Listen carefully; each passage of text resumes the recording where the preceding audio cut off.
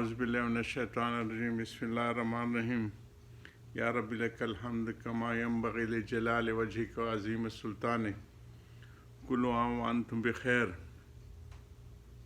جزا الله عنا سيدنا محمد صلی اللہ علیہ وسلم وآلہ۔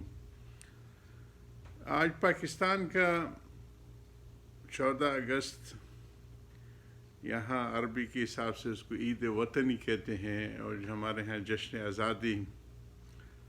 آزادی اللہ پاک کی بہت بڑی نعمت ہوتی ہے، اور اپنا ملک ہونا اور اپنا اس میں دستور ہونا اور اپنا شناخت ہونا، یہ بہت بڑی نعمت ہے۔ جو لوگ باہر ہیں ان کو زیادہ اس کا اندازہ ہے کہ جن بیچاروں کے اپنے وطن نہیں ہیں، ان کی اپنی کوئی شناخت نہیں ہے، وہ کس طرح قسم پرسی میں لوگوں کے رحم و کرم پہ ہیں۔ ہمارے ملک کو سرزمین پاکستان کے اوپر ایک بندے کی پورے 1 گھنٹوں کی ویڈیو ہے کہ اس سرزمین کو اللہ پاک نے بڑی شان عطا کی، اور آزادی کے لیے بھی ہم لوگوں نے بہت زیادہ قربانیاں دی ہیں۔ کل ختم کے موقع پہ الحمدللہ ہمیں پاکستان اور اہل پاکستان کی نظریاتی اور جغرافیائی حدود کی حفاظت کے دعاؤں کی توفیق ملی۔ اس میں بھی کچھ واقعات ہم نے اس آزادی میں جو قربانیاں دی گئی ہیں ذکر کیے تھے۔ تاج احمد امروٹی صاحب رحمہ اللہ کے سلسلے میں ہمارے سائیں بیر شریف والوں کا تذکرہ آیا تھا۔ اس علاقے میں قادری بزرگ بہت زیادہ سرگرم رہے ان کے انگریزوں کے خلاف جہاد میں۔ ہمارے اوپر سوات کے علاقے میں بھی قادری بزرگ رہے ہیں۔ وسط ہند میں جو تھانہ بون تھا، اور یہ حضرات جو حاجی صاحب رحمہ اللہ حاجی امداد اللہ مہاجر مکی 1857 جنگ آزادی کی وہی امیر تھے، وہ چشتی حضرات تھے جی، سمجھ آ گئی۔ تو یہ ان بزرگوں کی بڑی ہمارے اوپر جو ہے مسعود شریف اور ان حضرات کی جو ہے یہ نقشبندی حضرات ہیں۔ صحابہ کرام کے بعد جو سب سے زیادہ دین کی خدمت ہوئی ہے وہ اکابر صوفیاء اہل حق نے کی ہے جی۔ تو انہی کی قربانی کا نتیجہ ہے کہ الحمدللہ آج ہم لوگ آزادی کے ماحول میں رہ رہے ہیں۔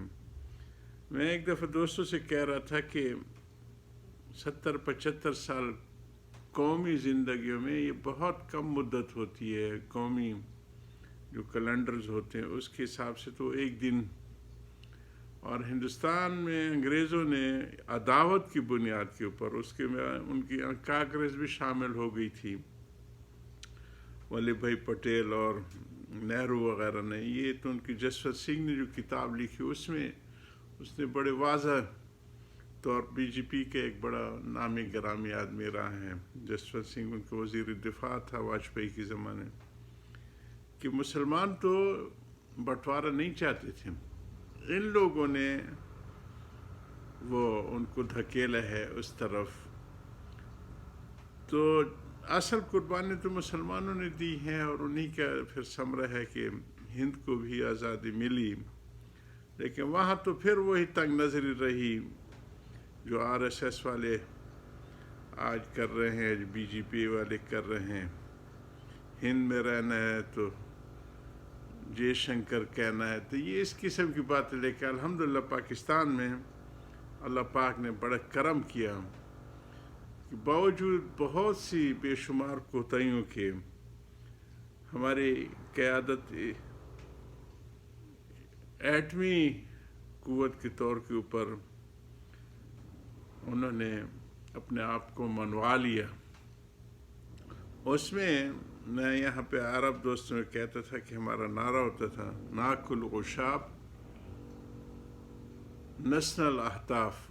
حتف ہمارا جو سیریز ہے یہ ڈیلیوری سسٹم کی، چونکہ اس کو کافیہ ردیف کے ساتھ ملانے کی کہ گھاس کھائیں گے ایٹم بم بنائیں گے، اور الحمدللہ کر کے دکھایا۔ اس کی شروعات تو ایوب خان نے کی تھی، وہ جیسے جو ہوتے ہیں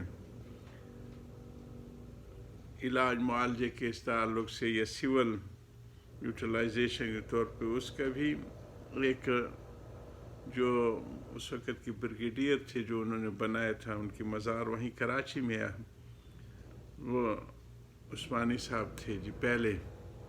یہ ان کا ورڈ ہے جی کہ نو اور نیور. اگر ابھی ہم نے یہ کیپیبلٹی حاصل نہ کی تو کبھی نہیں کر سکیں گے. اور الحمدللہ ہمارے بچوں نے ایک جہادی اس کو فریضہ سمجھتے ہوئے اس کو اپنایا ہے، اور اللہ کی مدد بھی بڑی شامل حال رہی ہے. بنیا نے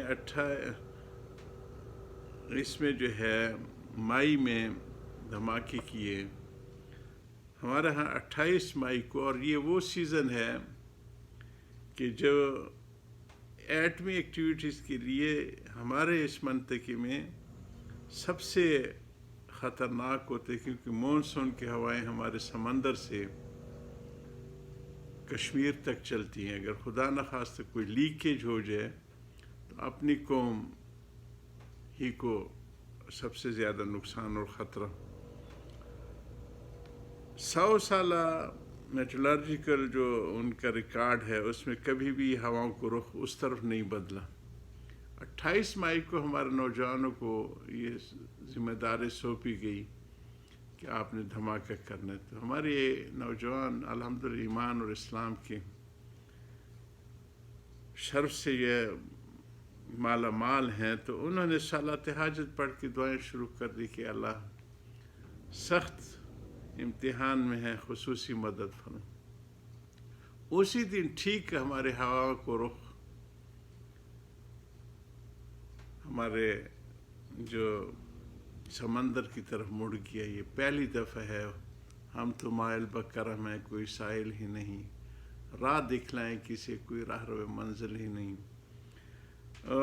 ہمارے کچھ کینیڈا سے انجینئر حضرات آئے تھے اور مجھے پھر یہاں مل کے گئے. انہوں نے آگے مصر جانا تھا حسنی مبارک زمانے میں، توشکی کا کوئی انہوں نے پروجیکٹ شروع کیا تھا کہ ملک میں ڈیولپمنٹ شروع کریں. تو میں نے انہیں کہا کہاں جا رہے ہو؟ کہا حضرت توشکی جا رہے ہیں. تو میں نے کیا کرو گے؟ کہا اس طرح انفراسٹرکچر ہو. میں نے کہا جی قوموں کی ترقی کے مراحل ہوتے ہیں. پہلی نظریاتی اساس ہوتی ہے. الحمدللہ ہمارے پاکستان کی نظریاتی اساس ہمارے اکابر سید شبیر احمد عثمانی رحمہ اللہ اور ہمارے سید سلیمان ندوی رحمہ اللہ قرارداد مقاصد کے طور پہ وہ ہمیں دیکھی گئے جی.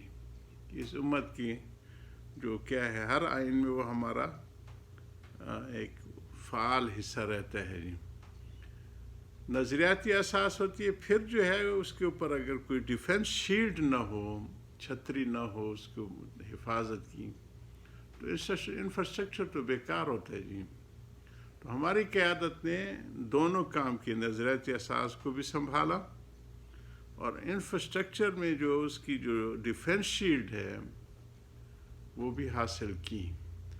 اب رہ جاتے انفراسٹرکچر کی بات، تو وہ اب کوئی روک نہیں سکتا، کیونکہ 1000 دفعہ سوچتے ہیں کہ اگر ہم نے اس طرف کچھ حرکت کی تو اپنی تباہی ہوگی. تو سرزمین پاکستان میں ہم لوگوں نے حضور صلی اللہ علیہ وسلم کے ارشادات کو اجاگر کیا کہ جو اس علاقے کے متعلق فرمائے گئے ہیں، جس کو حضرت علامہ اقبال نور اللہ مرکزو نے بھی اس انداز میں اس کو ذکر کیا. میر حرم کو آئی ٹھنڈی ہوا کے جھونکے جہاں سے، میرا وطن وہی ہے جی.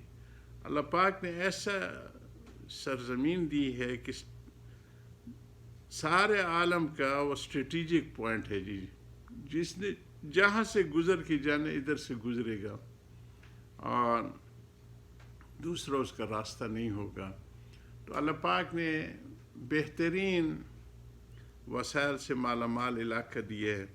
اللہ کرے کہ ہمارے ہاں حکمرانوں میں جو چوری چکاری کا جو ایک مرض ہے کہ اپنے تھوڑے سے مفاد کے لیے قوم کا بڑا نقصان کر بیٹھتے، یہ بھی بعد کے زمانوں میں ہوا. پہلے شروع میں تو ایوب خان کے دور تک تو اس کو بڑا معیوب سمجھا جاتا تھا کرپشن کو، اور اس کے بعد یہ شروعات ہو گئی ہیں جی کہ لوٹ مار کو اب کوئی بڑا فخر سمجھا جاتا ہے. اور اعزاز سمجھے جاتے ہیں. اللہ ہم سب کی مدد فرمائے. پاکستان کو اللہ تعالیٰ مزید ترقیات سے نوازے. آخر دعوانا الحمدللہ رب العالمین.